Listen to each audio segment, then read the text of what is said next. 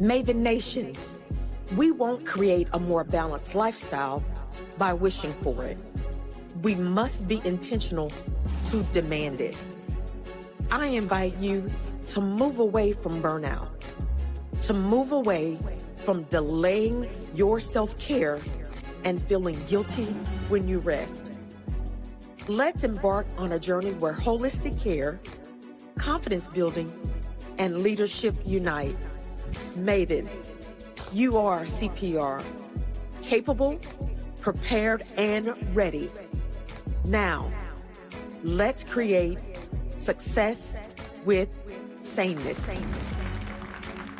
Danielle, I am excited to have you join us and really share. We're connecting how self-care and travel go together. Like, what's the marriage of those two things?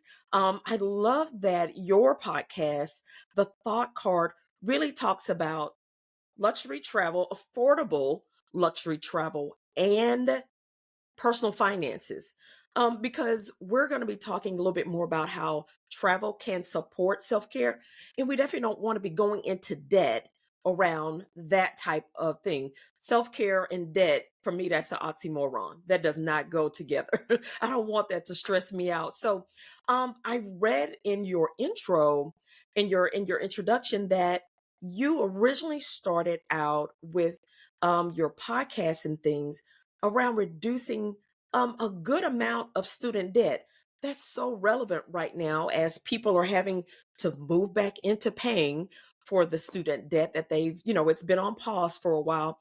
So tell us a little bit about how you got started and what made you kind of focus on reducing or getting rid of that student debt. Yes. So I accumulated $63,000 of student loan debt, obtaining my bachelor's and my master's degree. I would say about 40,000 of that came from my master's degree. Undergrad, I Okay. had lots of scholarships. I've always been a go-getter. So despite all the scholarships, I still found myself in an extreme amount of debt. And I always tell everyone to think about, how do you feel with debt, having Okay. debt? For me, when I had student loan debt, it felt like a weight was on my shoulders, on my back. It felt like, yes, one route I could keep it, as long as possible and do the minimum, but I would have this like chains and shackles on me, and I Mm-hmm. yearned for freedom. So Okay. emotions are such an important part of our personal finance journeys, and I always find that my emotions help to fuel me. So emotions like anger, frustration, sometimes even doubt, those inspire me to get up and do certain things. So I knew with this shackled just mindset and just feeling all this pressure, I wanted to be debt free as soon as possible. However, I've always had this approach to personal finance when I am doing things. I have an and mindset, meaning Okay. travel and pay off debt, working a full time job and traveling.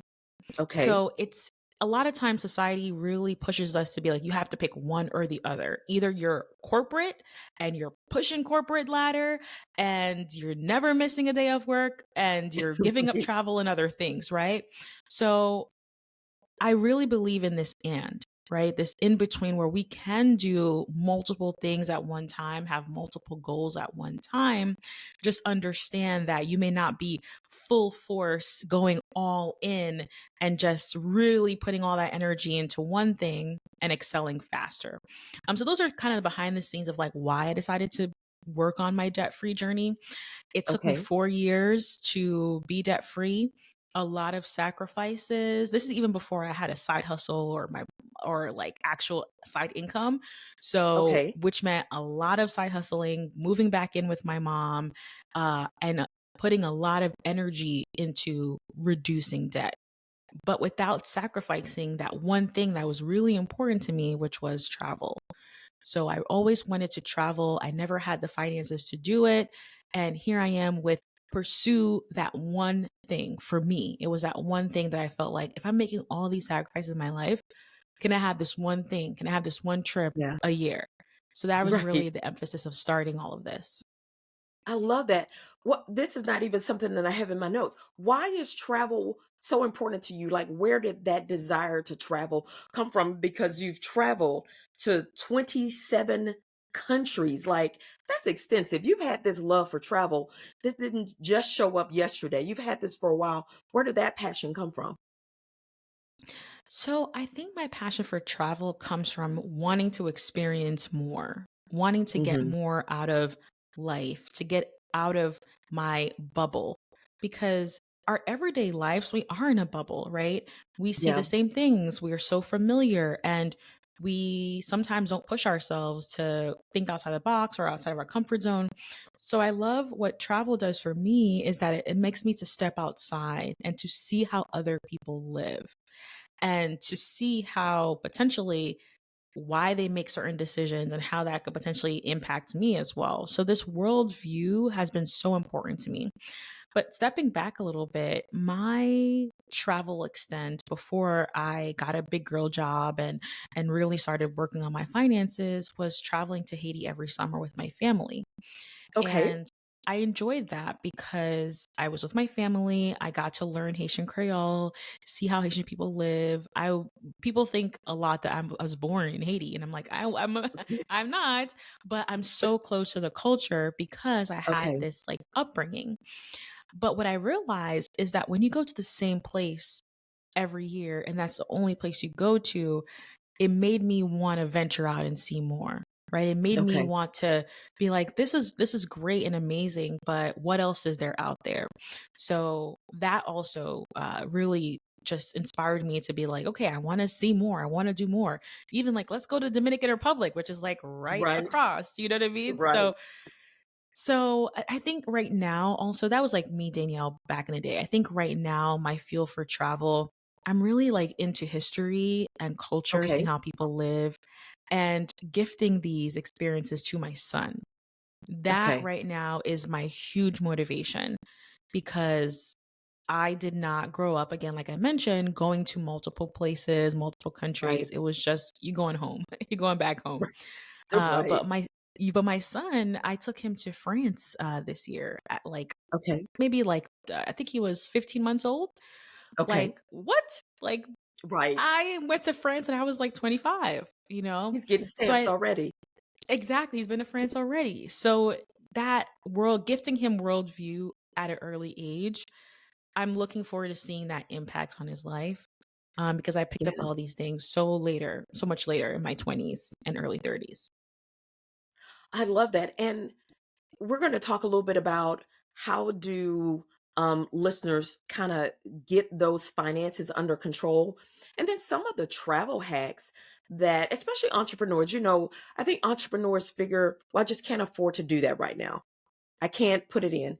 And one of the amazing things that I did for this calendar year 2023 was, I'm post 50. So I'm just not in a space of needing more things, another pair of shoes, another bag, another whatever. I am interested in creating experiences. So I had a goal to travel at least once per quarter this year. We have exceeded that. We've gone to more than once a quarter. But because I was intentional about it, to put it down as part of my business goals, to include this travel. And again, for me, it was really around the self care component because I think that's something big for women. When we can get away from home, right? We get to relax a little bit more, unwind, all of these things. And just the travel component, we have I call it an entourage of four. They're all young adults at this point that we raised. Two of them did uh, travel abroad for college. One went to London, our daughter went to China. Some of the most life changing, exploratory, life giving experiences they've had, which has encouraged them to continue to travel now that they're young adults and got the big folk jobs and all of those things. So what are some things for that person listening to this podcast and saying, loan debt, I have a house and a car and all the credit cards and things. what are some ways they can begin to just, not look at it as so overwhelming, no matter what their number of debt is, but how do they start just kind of taking the steps to chip away at that? Yes. And that's a very complex question. And every person will have a different strategy or approach to actually fulfilling that. And if Right. you would have asked me the same question a couple years ago, I would have been like, here's this strategy, here's that strategy. Okay. But this year, I've been really trying to understand this type of travel I do, which I call financially savvy travel. And despite me talking about this type of travel for 8 years, I didn't understand at its essence what it's all about. Okay. Financially savvy travel is all about mindfulness. And I Okay. believe that mindfulness is the most important thing that we can do to pursue our goals, one of which can be travel. Travel is a financial goal. You need money to travel. So let's Right. let's put that out there number 1. That travel is travel, but travel is at the end of the day a money goal. Ideally, we'll Absolutely. have money set aside for travel expenses, right? But before you even get there, if you're mindful about your finances, meaning I'm aware I have debt, here's how much that I have. I'm aware I have an emergency fund or I need to work on my emergency fund. I understand how I feel when I walk into a bank and I open my bank account and I see the number of how I feel. All those little bits and pieces are all things that honestly, when you are aware and mindful and you're not on autopilot, you are Right. moving yourself in a better direction to be able to control your finances and pursue your financial goal. So, those little things like taking stock of when you open your bank account and see how much you have and how you feel. If you have a Okay. negative feeling, understanding, I have a negative feeling. How can I accept that and move forward with that? So, Okay. that's, I think, very, very, very important. Next, I would say when it comes to travel in particular, especially for, I know your listeners are, they're executives, they are business women. Yeah. Actually, if you are into speaking, you can find opportunities where your speaking engagements allow you to travel I and they love that. pay for your travel experiences.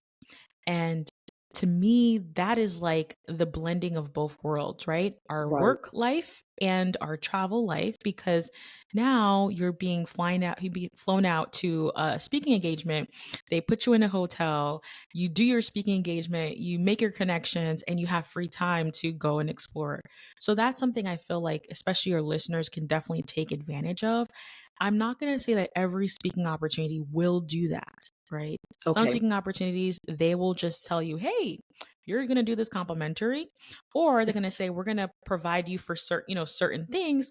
But Right. I've definitely tapped more into, as my career has grown, opportunities where I am negotiating to add my travel costs covered and my speaking fee as well.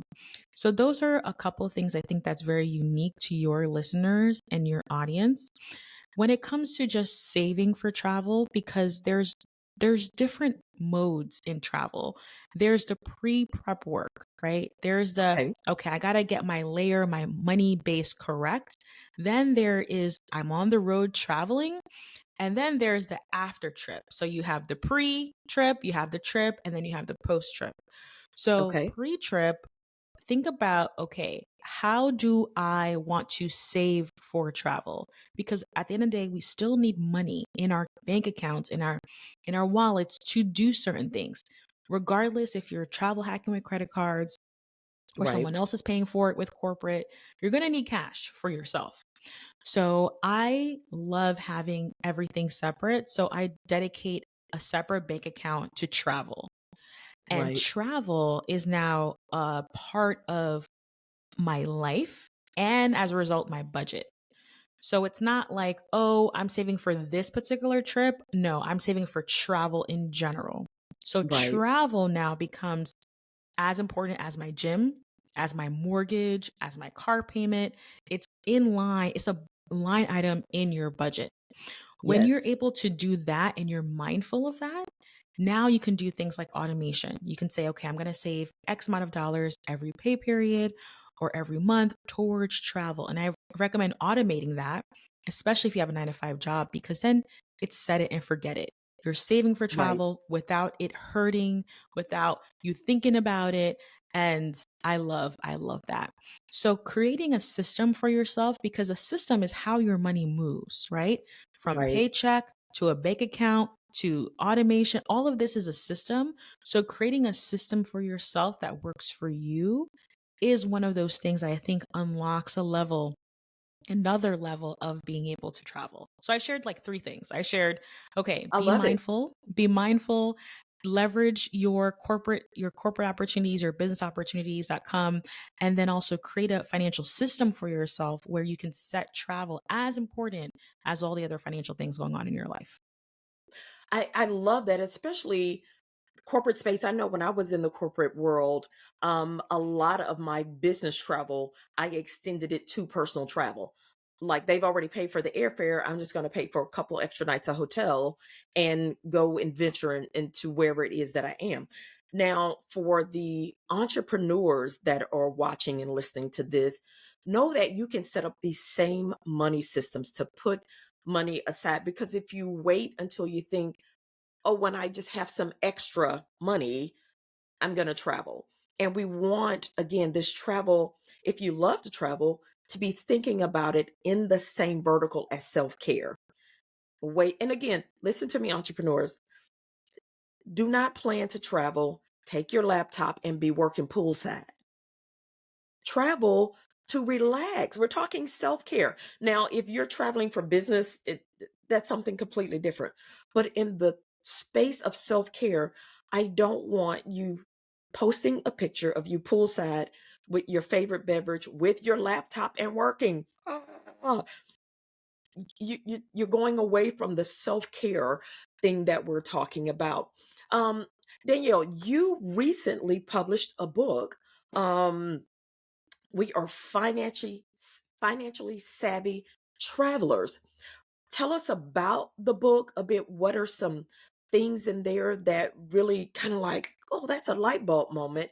And then we'll drop in the show notes where they can actually go and purchase the book. So again, that if your desire has been to travel, but you've always kind of been stuck with, when I get to this number, I'm going to travel. We want you to just look at that differently, a new mindset around travel with self care. So tell us a little bit about your book and how that helps create more savvy travelers. Absolutely.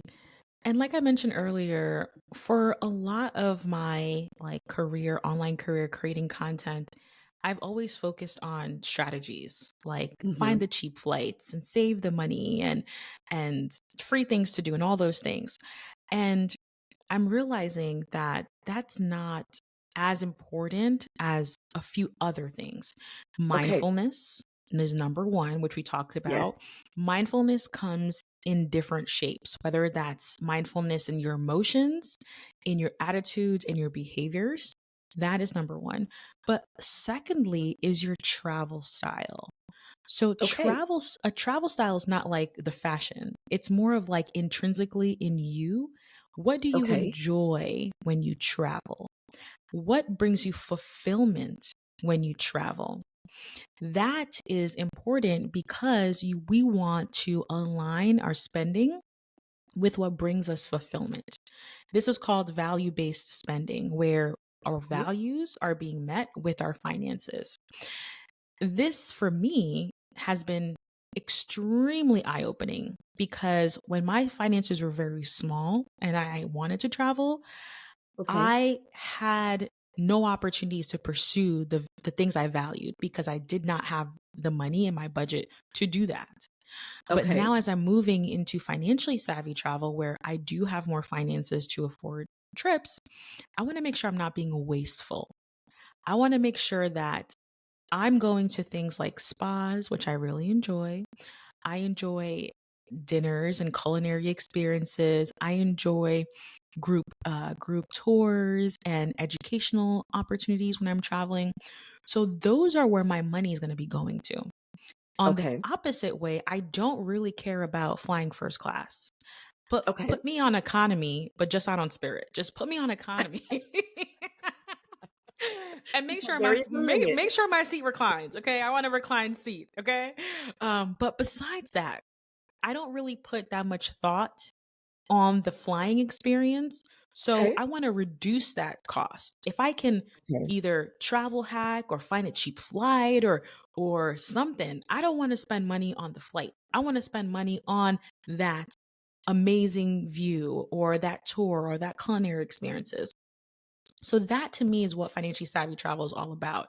It's about being mindful of who we are, our Hmm. attitudes, our habits, and aligning our expenses with that when we are traveling.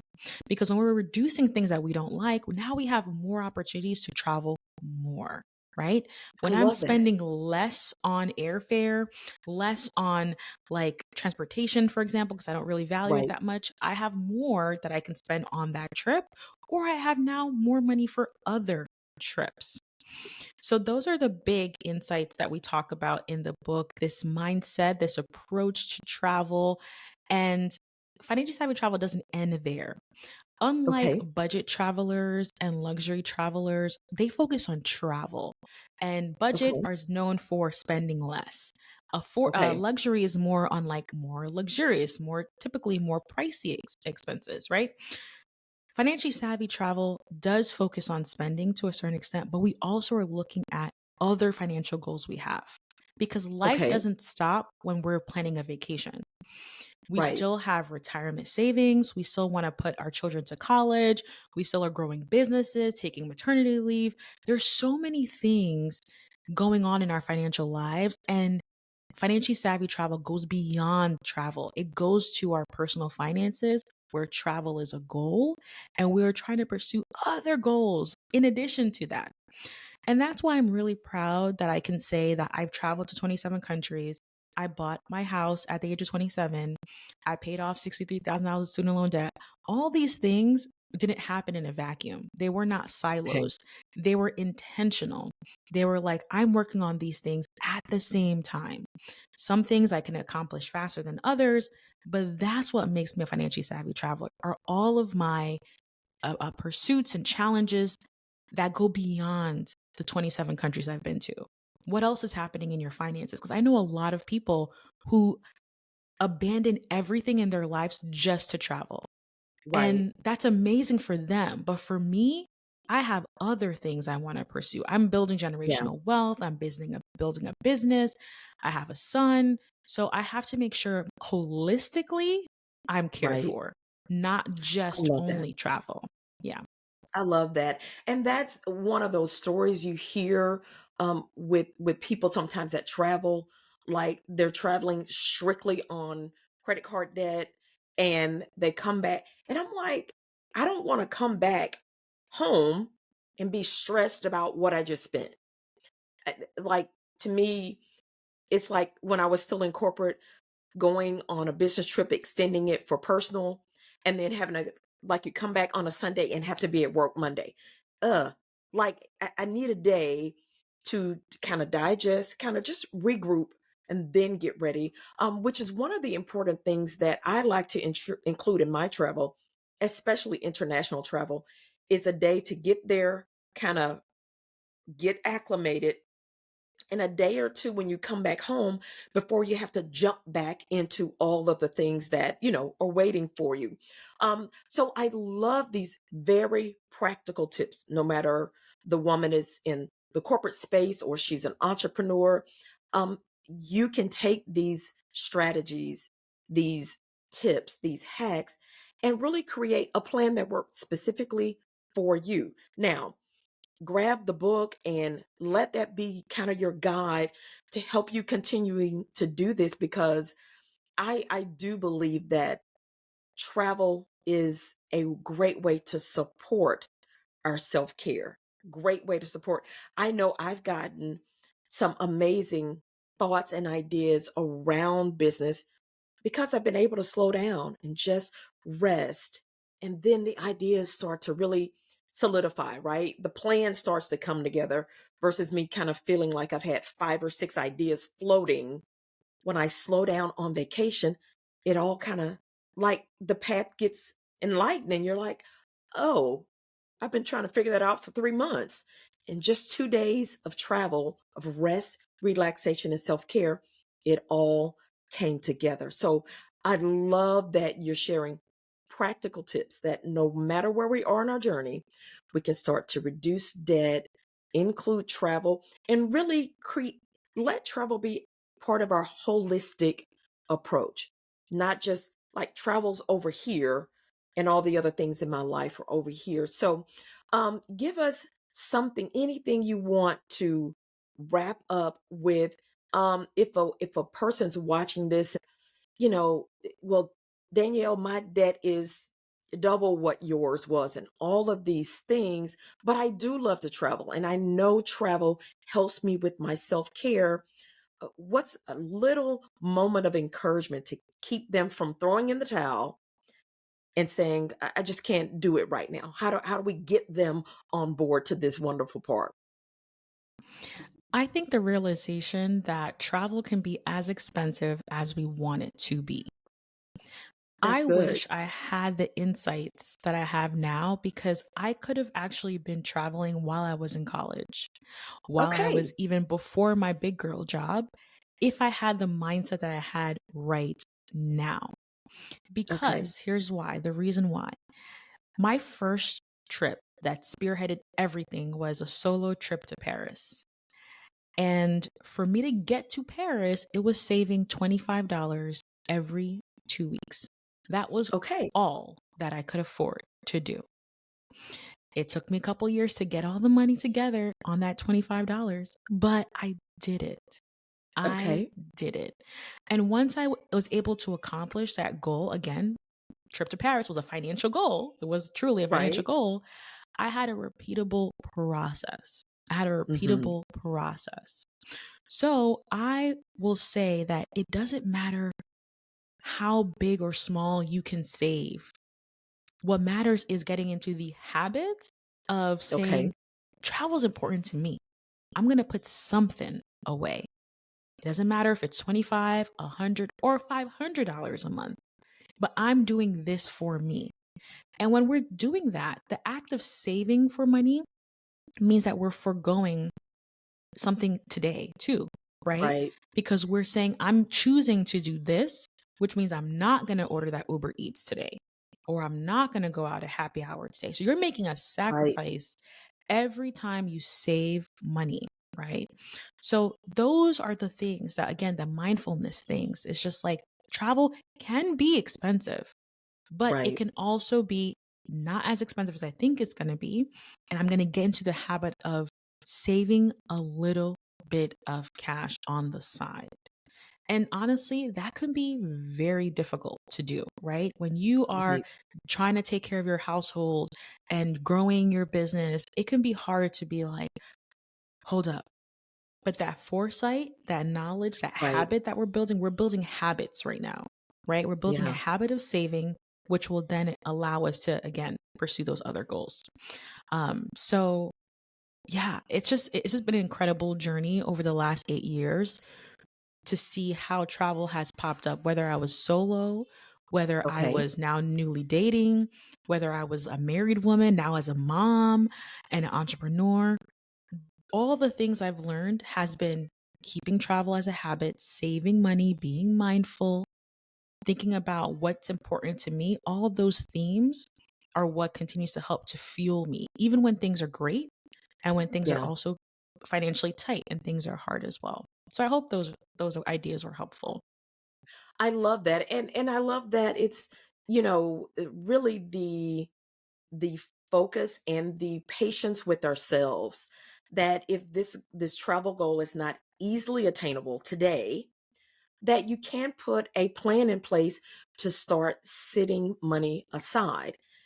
So you've got to give yourself some grace that you're going to get there. You might not be able to go next month, but maybe 6 months from now, maybe it's even a year from now. But we've got to be able to, as you said, create a plan that says, this is my end goal. I'm trying to get to Paris. I'm trying to go debt free, affordably. So I'm going to create a plan for that. And then all we need to apply at that point is patience, staying focused, and being persistent to reach your goal. Listen, thank you so much. I've gained some new thoughts and some new ideas around traveling more. Now, I don't know that my husband is going to be happy that I create a goal of traveling more than once a quarter, but I think just from what I've learned, I think it's doable. I think I can do it. So, listen, Maven Nation, if travel has been a part of your self-care or you want it to be a part of your self-care, be sure tune in again, check in the show notes to get Danielle's book and create your plan. And remember, give yourself grace, be persistent, stay focused on the goal that you have, and you're going to get there. We're going to see you. We're going to run into you in some of these wonderful places of travel. Again, thank you, Danielle, for joining us. My pleasure. My pleasure. Maven, thank you for tuning in. To accelerate your journey of success with saneness, download our free video series at myrashaw.com/3moves. That's the number 3 moves. It's 3 easy videos offering practical steps for your growth. Make sure to stay connected by joining our email list and leave us a review and a 5-star rating if you feel it's worthy over on Apple Podcasts. You'll find all of these links in the show notes. Again, thank you for listening, Maven, and be sure and join us for the next episode where we will continue our journey of creating success with saneness.